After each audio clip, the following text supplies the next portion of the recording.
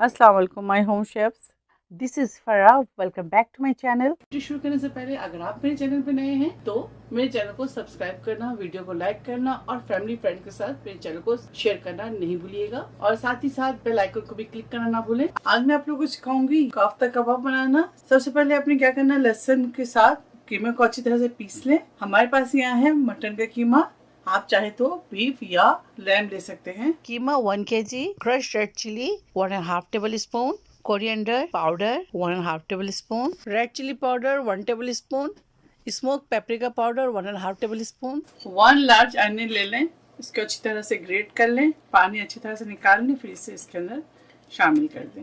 Half cup पासले शामिल कर दें, सॉल्ट शामिल करेंगे इसके अंदर 1 टीस्पून, ब्लैक पेपर शामिल करेंगे 1 टीस्पून, 3 से 4 टेबल स्पून लेमन जूस, 3 से 4 टेबल स्पून ऑयल शामिल कर दें।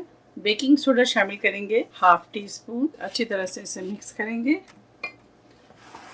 ध्यान रहे कि कीमा के अंदर बिल्कुल पानी ना हो, पानी को अब अच्छी तरह से इसके अंदर से ड्रेन कर लीजिएगा। चलिए अब इसे आधे घंटे के लिए फ्रिज में रखेंगे। चलिए कबाब बनाते हैं और आपको दिखाते हैं। बिस्मिल्लाह।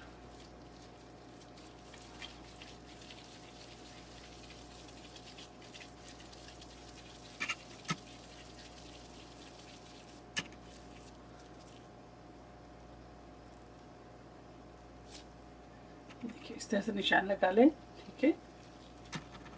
निशान लगाकर रखते जाएंगे।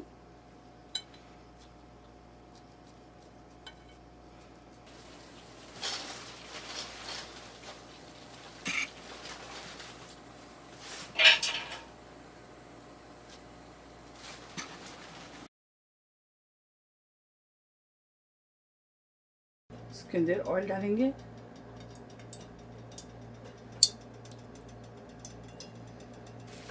कोफ्ते कबाब को शैलो फ्राई करेंगे। फ्लेम को आप मीडियम रखें, हाई ना करें।